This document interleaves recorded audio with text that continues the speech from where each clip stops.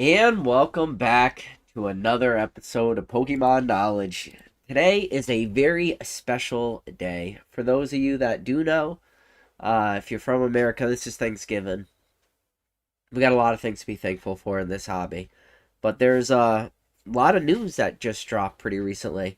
I want to talk about the black and white sets. I want to talk about the new Glory of the Team Rocket set. Is it going to be a specialty set? I don't know. McDonald's drop a new McDonald's promo with the confetti hollow, and McDonald decided that they want to put a Charizard in it, and they want to put an Umbreon in it, and they want to put a Rayquaza in it. And McDonald's wants to drop these McDonald's promo when we're back in Scalper Paradise.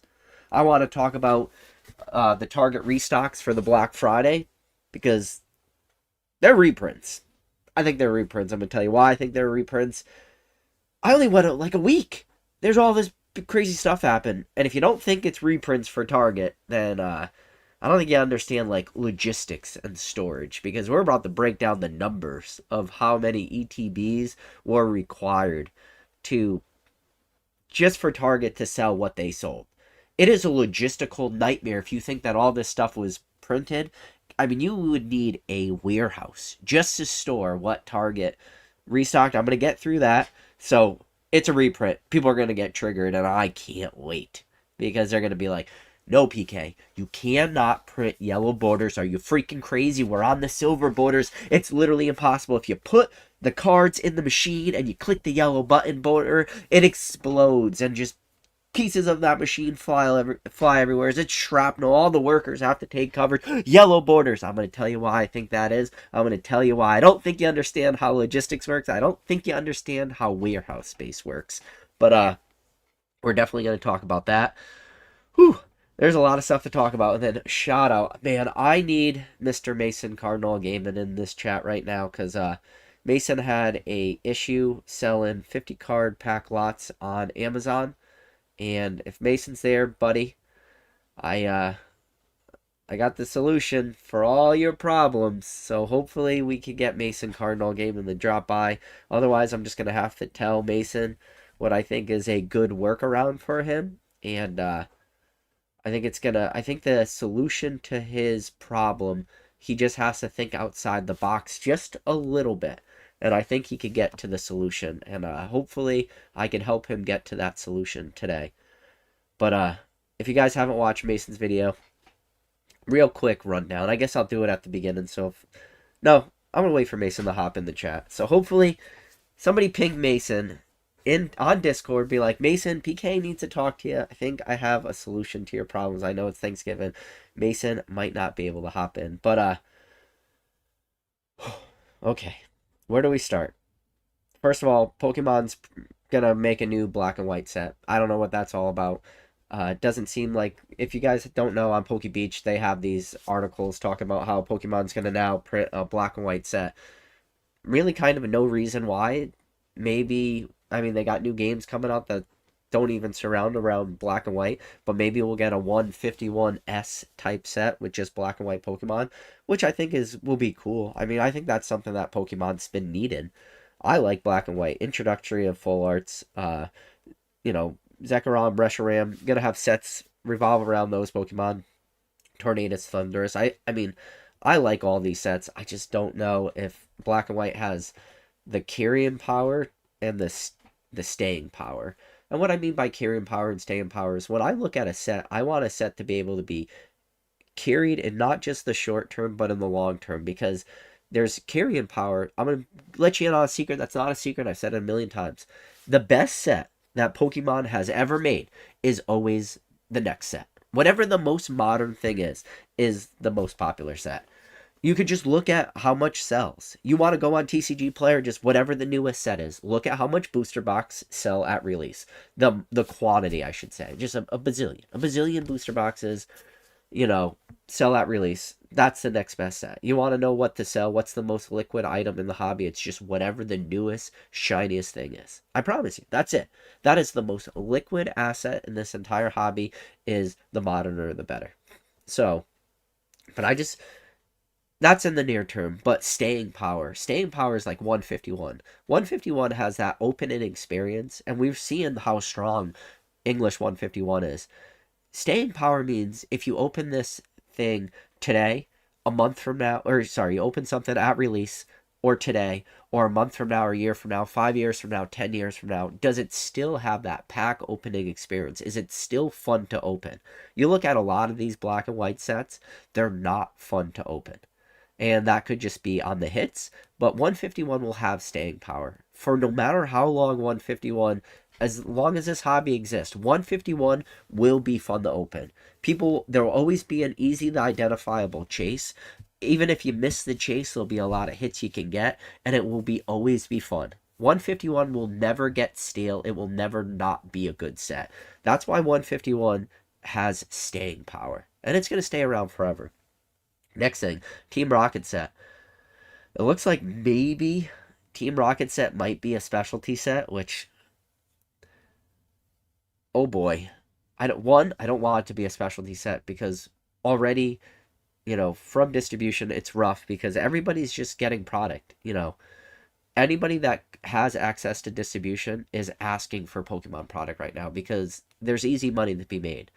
And obviously, when you have the big Pokemon guys buying up product, it's easy. But what happens is you have a lot of big people that buy from distribution, but they're just sports cards, or maybe only Magic, or only do, certain IPs. But now, because they see that anything they order from Pokemon or from distribution at release, they can instantly flip and instantly make money, and they don't care about investing or anything. They just want those instant dollary roos, as Rattle would say. So anybody that has access product is just getting it. So a lot of this stuff is just getting spread super thin. And the problem is there's a lot of people in this hobby, especially in the recent times. Like, it was dark pretty recently. I think people forget that. Scarlet Violet Base, Paldea Evolved, Obsidian Flames, Paradox Rift. Like, these sets were dark, meaning if you picked this stuff up at distribution, you couldn't make millions of dollars. You just were breaking even. Sometimes you were taking losses, or you had to stick this product away in a corner somewhere and tie up tens of thousands of dollars, especially when you're trying to get that spend up. And what that spend is just the more money you spend at distribution, the more product distribution is going to allocate you. So people were trying to build up their spend, but there was dark products. And a lot of these Pokemon guys building up spend. It's tough because they're building up spend, but at the end of the day, distribution doesn't care about that. They just care about the total dollar amount you spend at distribution. You have sports guys that build up plenty of spend because sports product is very expensive, and especially some of this sports product is super expensive, especially some of the big rippers.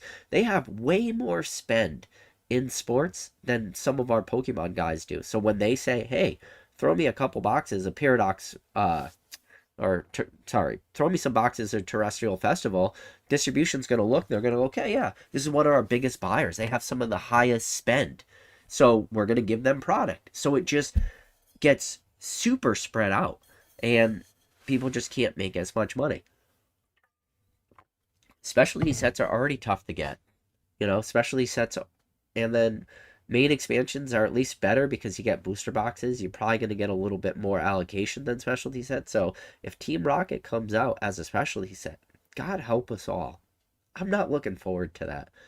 Everybody's going to want it again, just like everybody wanted Terrestrial Festival, but there was probably a lot of sports guys that were even sleeping on Terrestrial Festival who were like, I missed it. Yeah, Surgeon Sparks, I missed it. Terrestrial Festival, but then Team Rocket, they're just going to, everyone is already talking. We've been talking about Team Rocket since it was talked about. We are so screwed when Team Rocket comes out. There's just the product is gonna be so spread out. Nobody's gonna get a lot of it. And why do we care when people get a lot of it? We should care because the people that get the most of it, they're able to dictate lower prices on the market. So us as the consumers, us as the buyers, we want lowest prices available on the market because we want the big guys. We want the Football Pete's of the world to exist to create that floor price. And then everybody has to fight for every other scrap they can get. As the buyer, as the consumer, you should want that. Now, as the seller, you don't want that. You don't want somebody. I always tell the story, but I'll tell it again because I know There's a lot of new people coming in. That's why I have to put the new evolution. This is the Thanksgiving video. I got to put the evolution card. I got to put the red arrow going down. I got to write crash just because it's a clickbaity title, and you got to do it. You got to play the game. This is the game we play on YouTube.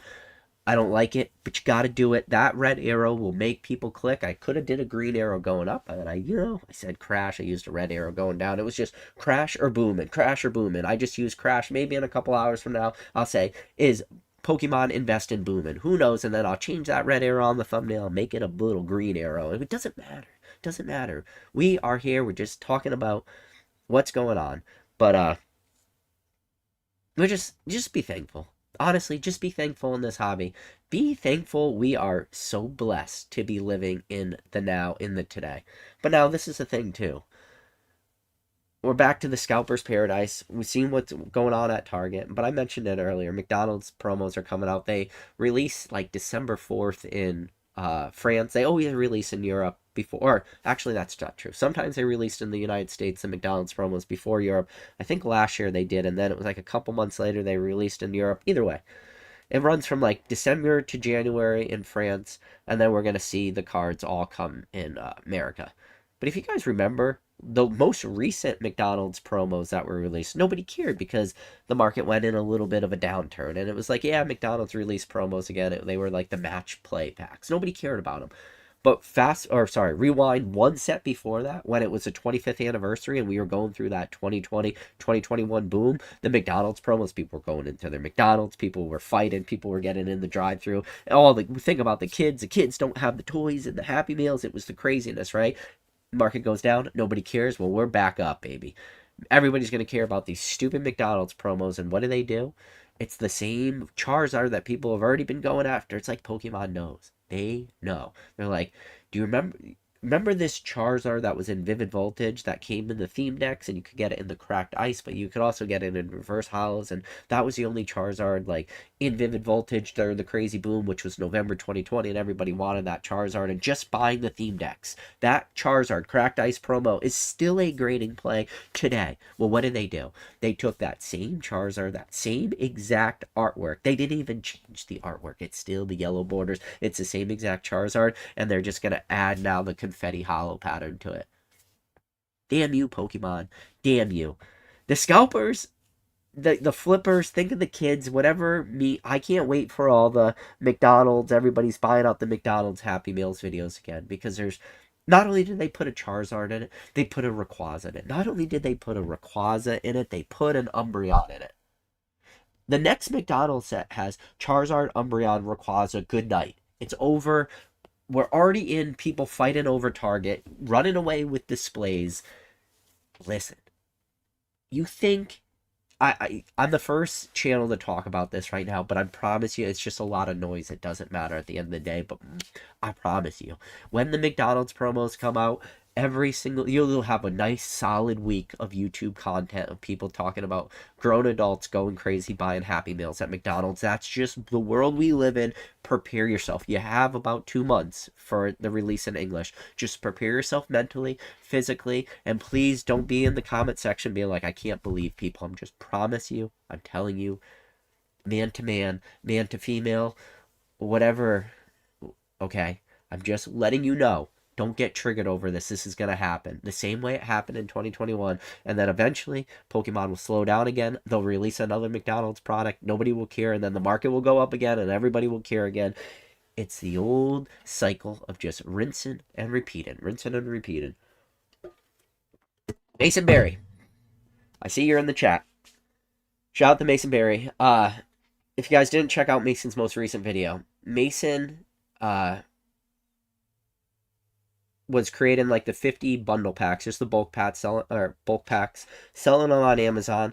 And then Amazon said, hey, like flag they removed all his items. Pretty much said, I want you to go watch Mason's video. I will tag his video in the description after we're done. But pretty much saying like, hey, you need to prove that you got these cards legitimate means. And then, he said, okay, well, I'm a Play Store. I have a brick and mortar. I have distribution through Pokemon. I'm allowed to sell it. And then pretty much what happened was Amazon kept asking him for more and more and more information. and they needed tracking from distribution, it pretty much got to the point where at the end of the line, Amazon requested from Mason that Mason cannot prove that his distribution is selling real cards because he needs a ship and manifest going from Pokemon to whoever his distributor is, whether his distribution is Alliance, MJ Holden, Southern Hobby, whoever his distribution is. They want a shipping manifest from Pokemon International to them in order to prove that his distribution, where he gets cards from, is not selling counterfeit cards. And obviously, Mason couldn't do that. I want you to go back and watch Mason's video. There's a huge rundown. We're talking month-long process, and I just gave you the real Cliff Notes fast-forward version. It's a lot crazier than that. I think what Mason, I think all you got to do is I think you just got to think outside the box just a little bit, because you've already proved to Amazon that you get product through means that they request. You have distribution. You showed your ID. You showed your business certificate. You showed all the things that Amazon has requested. The only thing that Amazon is now requesting is to show product from Pokemon to distribution. I think you can just try this. I think you can get away with this. You can respond to that email and say, oh, I'm just going to give you an example right now, Mason. PK. I have a direct line to Pokemon International. I've bought plenty of product from Pokemon International. Not only that, every single one of my items has order numbers. They have fulfillment IDs. And even... OBS has it disconnected. Reconnected. Ooh, see? Pokemon was listening. They disconnected my OBS, but they reconnected it. But, hopefully, so I'll just go over. Yeah, Mason, I have order numbers from Pokemon. I have fulfillment IDs from Pokemon. And I have status complete. And I have tracking going from Pokemon International to me, PK. If that is the last thing that Amazon has held up for you, all you got to do is you go on your Pokemon Center tab. If you've been buying it through Cardinal Gaming, you have a tracking number, you have your work number, and you have it from Pokemon International to you. And that could just be, Mason said, but it's not just one more thing. They'll ask for something more and more and more. But that might be your workaround. So just respond to that email, be like, oh, I bought product. Yeah, here are all my product that I've bought directly from Pokemon International. Here's shipper, Pokemon International. Here's my tracking. Here's the address. Here's my business name. Thank you. That's it. Maybe just try that. It could be just like the most simple workaround for you. I can't promise you that's going to work, but you've already tried so many things. Like, just show, oh yeah, make it like a simple, oh yeah, here, no problem. Here is a product that I bought from Pokemon, because we've all bought stuff from PokemonCenter.com.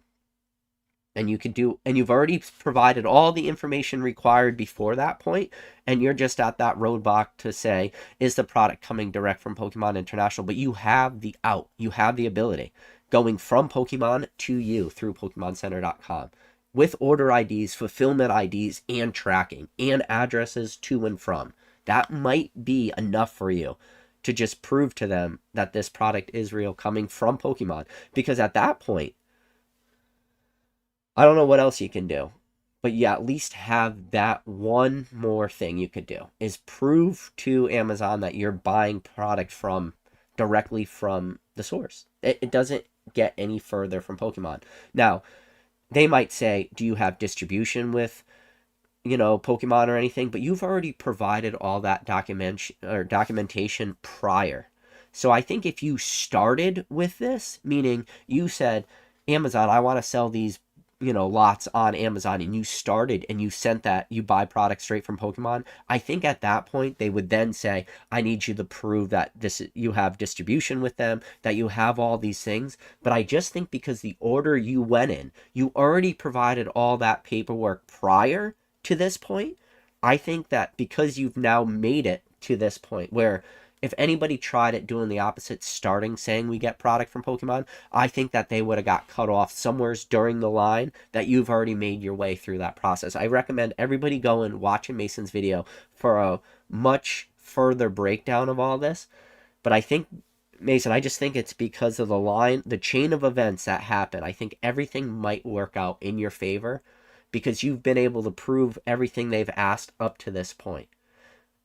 Where anybody else, yeah, if you started with I get product from Pokemon distribution, they would say, okay, we need an ID, we need your distribution, we need to see that you're brick and mortar, we need to see all the things that you've already provided. So you might have, even though this was a headache for you, this might work out in the long run, and I hope it does, man. And I hope, Mason, that you become the only seller of Pokemon TCG bulk lots on Amazon, because at that point, buddy, I got too many 5-row boxes full of bulk for you. Could all get shipped your way. But, yes, that is my rant. Listen, guys, this is not a secret. It's Thanksgiving. Had a lot of fun with the family today. I got a lot of things to be thankful for.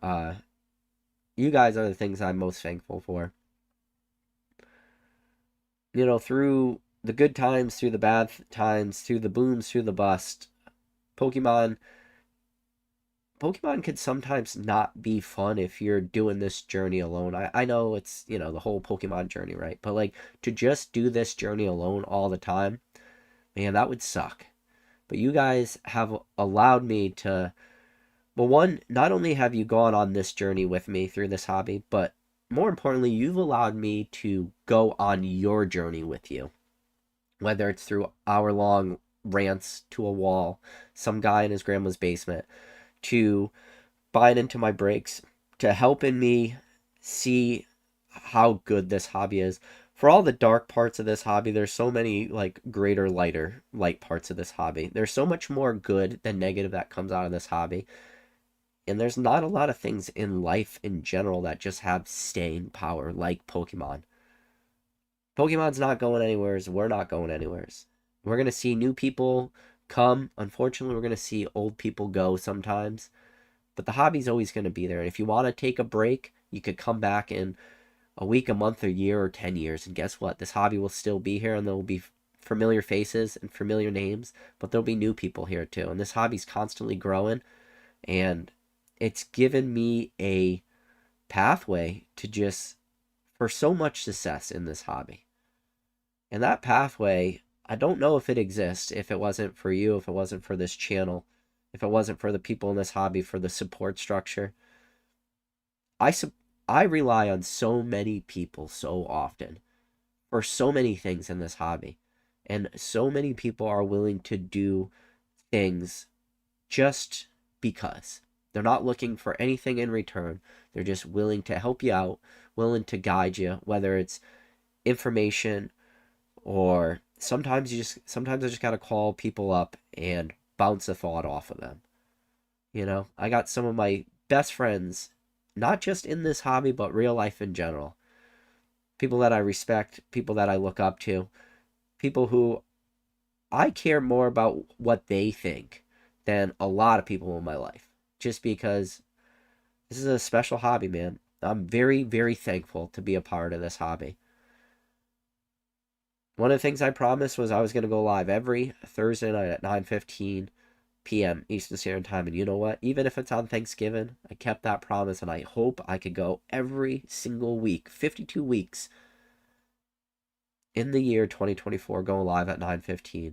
And the fact that there are some people out there that have watched every single one of these lives. You've never missed one.